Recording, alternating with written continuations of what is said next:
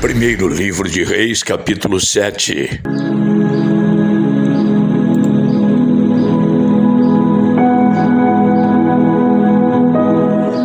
Salomão também construiu o seu palácio e levou 13 anos para terminá-lo.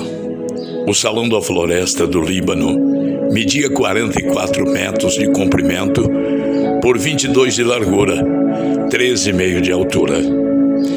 Ele tinha 3 fileiras de colunas de cedro, havendo 15 colunas em cada fileira, com vigas de cedro que se apoiavam nelas. O teto era de cedro, estendendo-se até as despensas que eram apoiadas pelas colunas. Nas paredes de cada lado havia 3 fileiras de janelas. Todas as portas e todas as janelas eram quadradas, e as 3 fileiras de janelas de cada parede ficavam exatamente em frente às fileiras de janelas da parede do outro lado. O salão das colunas media 22 metros de comprimento por 13,5 de largura. Ele tinha um pórtico que era coberto e sustentado por colunas. A sala do trono, também chamada de salão do julgamento, onde Salomão julgava as questões, era forrada de cedro, desde o chão até as vigas. Em outro pátio, atrás da sala do trono, ficava a casa onde Salomão morava. A construção era do mesmo estilo das outras. Salomão também fez uma casa do mesmo tipo para sua esposa, a filha do rei do Egito. Todas essas construções e também o grande pátio foram feitos de pedras escolhidas, desde os alicerces até a beira do telhado. As pedras foram preparadas na pedreira e cortadas sob medida, sendo os lados de dentro e de fora cortados com serras.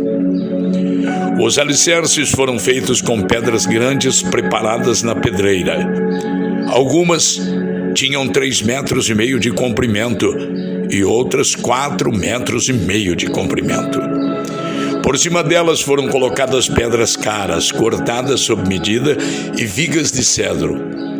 O pátio do palácio, o pátio interno do templo e a sala de entrada do templo tinham paredes feitas com uma carreira de vigas de cedro para cada 3 carreiras de pedras cortadas. O rei Salomão mandou buscar um homem chamado Hura, um artífice que morava na cidade de Tiro e que era especialista em trabalhos de bronze. O seu pai, que já havia morrido, era de Tiro e também havia sido artífice especializado em bronze, e a sua mãe era da tribo de Naftali. Hurã era um artífice inteligente e capaz. Ele aceitou o convite de Salomão e se encarregou de todo o trabalho em bronze.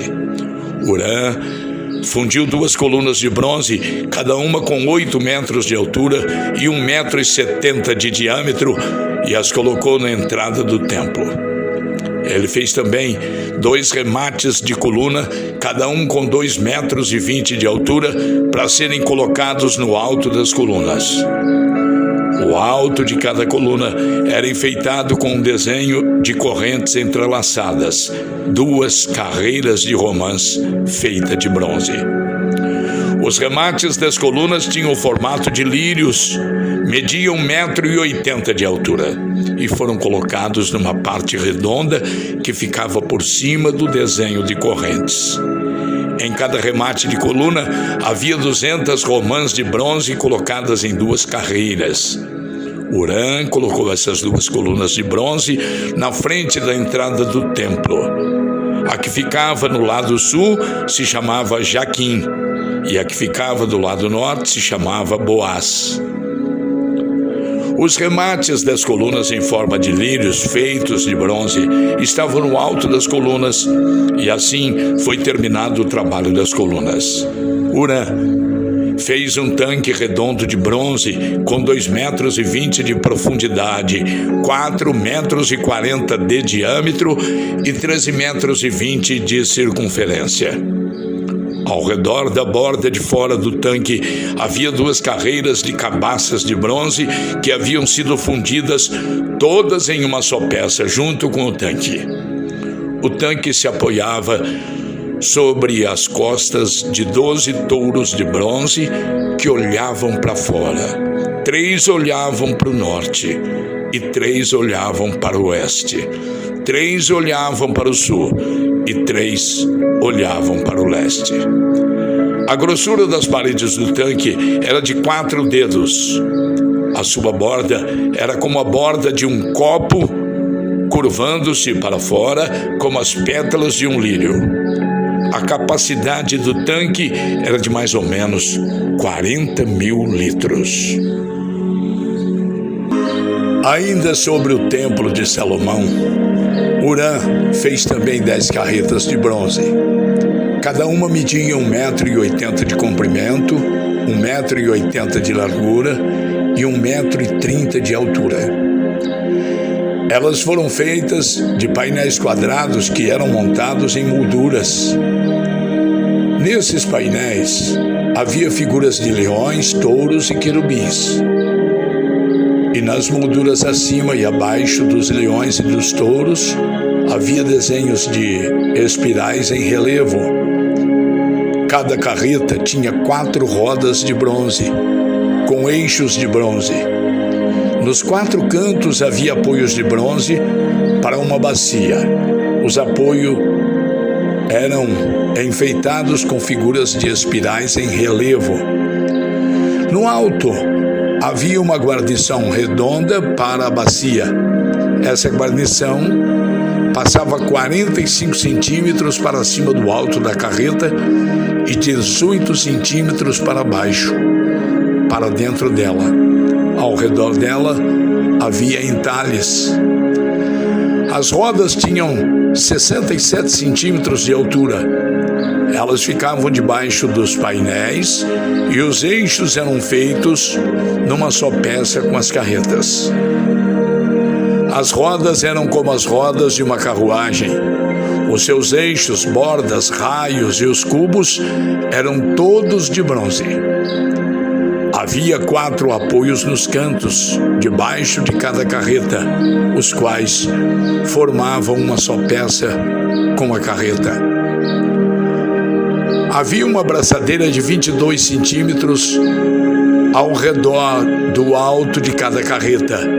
Os seus apoios e os painéis formavam uma só peça com a carreta.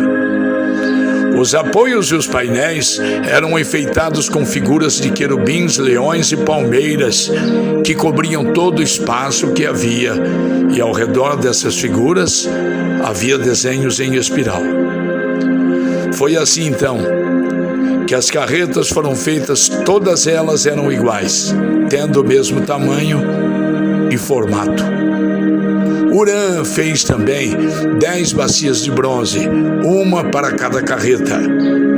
Cada bacia tinha 1,80 m de diâmetro e a sua capacidade era de mais ou menos 830 litros. Hurã colocou 5 carretas no lado sul do templo e as outras 5 no lado norte. O tanque ele colocou no canto sudeste.